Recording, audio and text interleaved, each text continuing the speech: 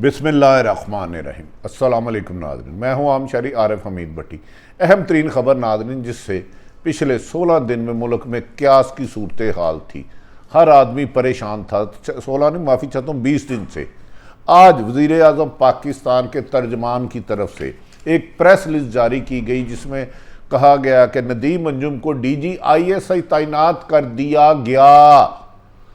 इसमें इस नोटिफिकेशन में जो वज़ीर आज़म पाकिस्तान के प्रिंसिपल सेक्रेटरी मोहम्मद आज़म खां के सिग्नेचर से हुआ, उन्होंने कहा इसमें पैनल इंटरव्यू किए गए।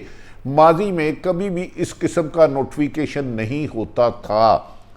नाज़रीन, इस नोटिफिकेशन के बाद यकीनन बज़ाहिर तो र्यूमर्स ख़त्म हो गई, जो अफवाहें डाल रहे थे कि सिविल हुकूमत और अस्करी क़यादत में थोड़ा सा फासला बढ़ गया है, इस नोटिफिकेशन के बाद ख़त्म हो गई। क्योंकि नोटिफिकेशन उसी जर्नल साहब का हुआ, नदीम अंजुम साहब का, जिनको DGISPR ने 6 अक्टूबर को किया था। लेकिन इस नोटिफिकेशन पर रिटायर्ड ब्रिगेडियर जंफर और दीगर लोगों ने सख्त गम गुस्से का इजहार किया है, और उन्होंने कहा इतना नोटिफिकेशन होना चाहिए था। वज़ीर आज़म पाकिस्तान ने DGISI की समरी पर साइन कर दिए। इस तरह का नोटिफिकेशन ना कभी पहले हुआ, ना ऐसे मामला हुआ। हुकूमत ने गैर ज़रूरी इशू को इशू बनाया है।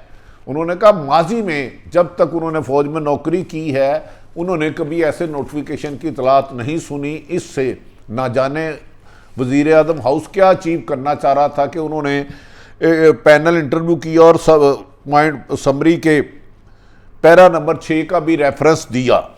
नाज़रीन, याद रहे कि DGISPR की तरफ से 6 अक्टूबर को एक नोटिफिकेशन जारी किया गया था, जिसमें कहा गया था कि DGISI फैज़ हमीद को पेशावर का कोर कमांडर तैनात कर दिया गया है, जबकि जनरल सईद को GHQ से कराची का कोर कमांडर तैनात कर दिया गया, और कराची से लेफ्टिनेंट जनरल नदीम अंजुम को कोर कमांडर ISI तैनात कर दिया गया है। इसी तरह गुजरांवाला में हाफिज़ मुनीर को तैनात किया गया था।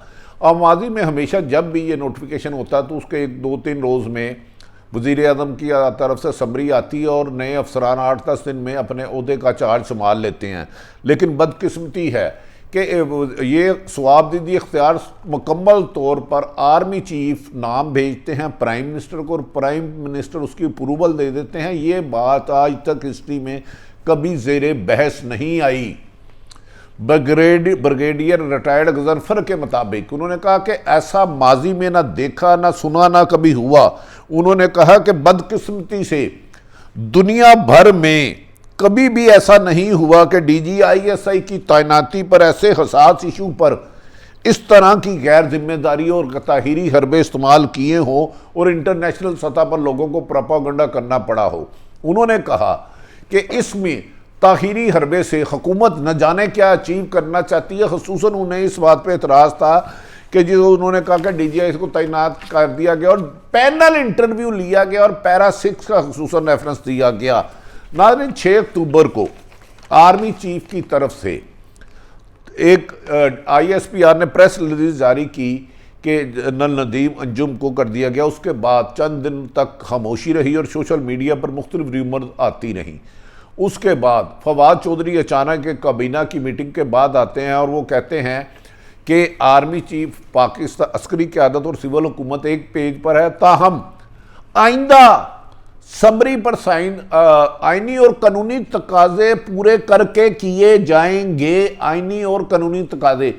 इस मौके पर ज़राए से खबर वज़ीर आज़म से चलवाई गई, वज़ीर आज़म ऑफिस से चलवाई गई कि वज़ीर आज़म ने कहा है अस्करी क़यादत और वज़ीर आज़म इमरान खां के मसाली तल्लुक़ात मादी में ऐसा नहीं था, हम तकनीकी खामी की वजह से अभी जारी नहीं हुआ।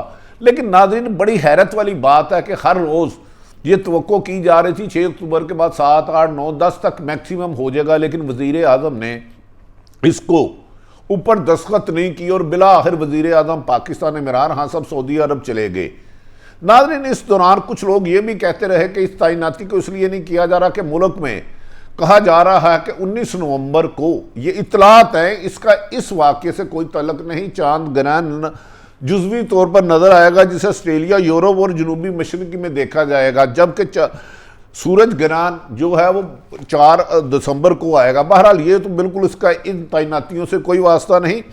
जब ये वाक़या हुआ تو اس کے بعد وزیر اعظم نے اس پر دستخط نہیں کیے وزیر اطلاعات فواد چودھری کے اس اطلاع کے بعد کہ اس میں آئینی اور قانونی طریقے سے ایک بحث نہیں چھڑ گئی. سوشل میڈیا پر ہر اس آدمی نے بات کی جسے آرمی کے ڈسپلن کا 1% بھی نہیں پتا، اور انہیں یہ اندازہ ہی نہیں کہ آرمی میں تعیناتیاں اور ٹرانسفر اور ترقی پروموشن اتنا میرٹ پہ ہوتی ہے کہ کوئی بھی کسی کا 1 انچ بھی اپنی من پسند نہیں کر سکتا. اگر کوئی جرنیل کا آرمی چیف کا بیٹا بھی ہے تو اس نے سیکنڈ لیفٹیننٹ ہونا ہے، لیفٹیننٹ ہونا ہے، کپتان ہونا ہے، میجر ہونا ہے، لیفٹیننٹ کرنل ہونا ہے، کرنل ہونا ہے، بریگیڈیئر ہونا ہے. اسی سٹیپ بائی سٹیپ جانا اور تمام ٹف ایریے میں تعیناتیاں کرنی ہیں. پاکستان کی ہسٹری میں پہلی دفعہ ہوا کہ اس کو بعض لوگ یہ کہہ رہے ہیں کہ وزیر اعظم نے اپنی انا کا مسئلہ بنا لیا کہ انہوں نے کہا کہ میں نے اس کی اپروول نہیں دی تو نوٹیفیکیشن جاری کیوں ہوا. آج ناظرین جو اس کے بعد وزیر اعظم ہاؤس سے پریس ریلیز جاری کی گئی، بیانی اعلامیہ جاری کیا گیا، وہ قابل حیرت اور قابل حساس تھا. ماضی میں اس قسم کی حساس نوعیت کے معاملے کبھی بھی اس طرح ڈسکس نہیں ہوتے کیونکہ اداروں کے لیے یہ بہتر نہیں ہوتا.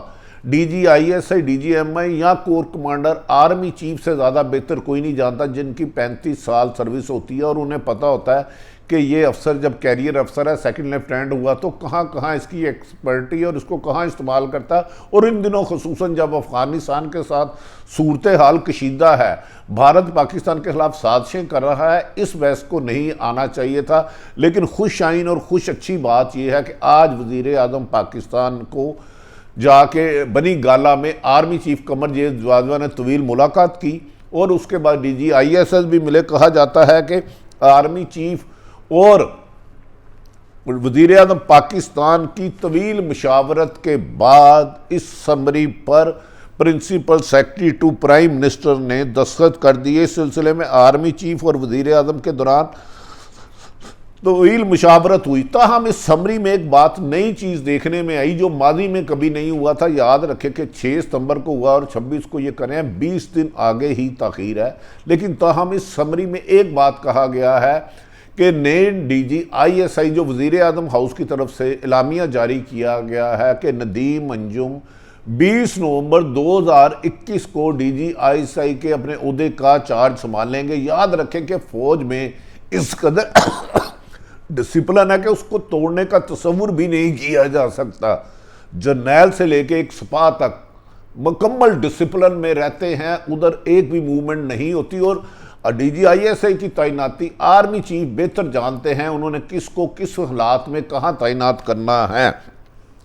ناظرین دوسری طرف یہ بھی کہا گیا ہے کہ جب پینل انٹرویو کو بلوا کے نشر کرنے کا پی ایم ہاؤس سے ترجمان کو ناپسند کیا گیا ہے. یہ بھی کہا جا رہا ہے کیونکہ D G I S i prime minister house کے ترجمان کے مطابق 3 افسروں کا انٹرویو کیا گیا، پینل انٹرویو، جس میں پیرا 6 کا ریفرنس دیا گیا.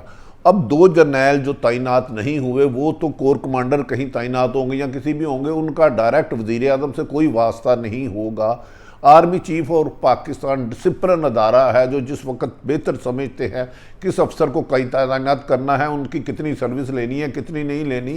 تو اس قسم کی جو دوسرے نام ہوتے تھے کبھی سامنے نہیں آتے کیونکہ باقی جو افسر 2 تعینات نہیں ہوئے وہ کہیں کور کریں گے یا آرمی چیف کی ہدایت کے مطابق اپنی خدمات انجام دیتے رہیں گے.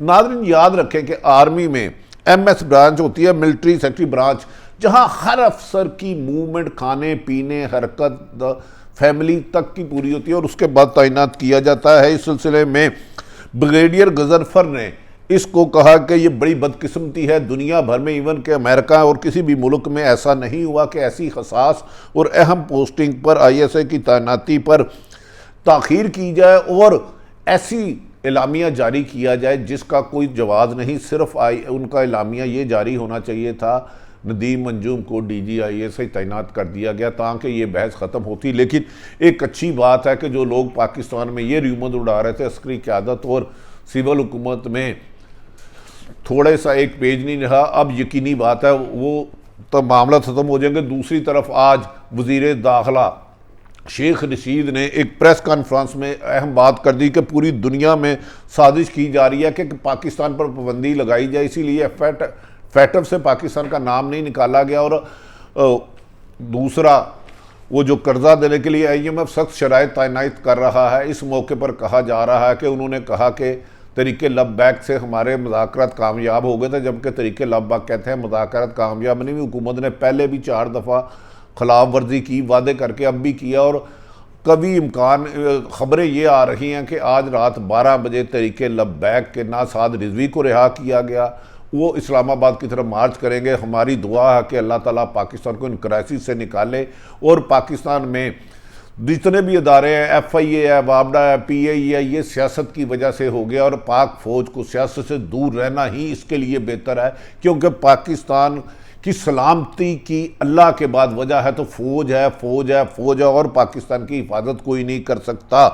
नाज़रीन, ये भी कहा जा रहा है कि पाकिस्तान ना सिर्फ फ़ौज की बैरून मुल्क दुश्मनों के लिए सीसा पलाई दीवार है जो भारत जैसे मकार को नाकाम कर रहा है, बल्कि अंदरूनी साजिशों के खिलाफ भी पाक फ़ौज का हर अव्वल दख्ता है। और ये पाकिस्तान की रीढ़ की हड्डी है। हमें उम्मीद है कि आने वाले दिनों में एस्टेब्लिशमेंट के अहम मामलात को अखबार और टीवियों में नशर नहीं किया जाएगा और सियासी मामला सियासी तरीके से हल किए जाएंगे।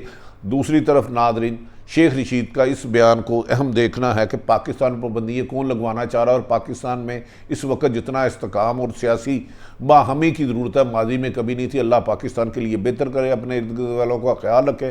पाकिस्तान जिंदाबाद।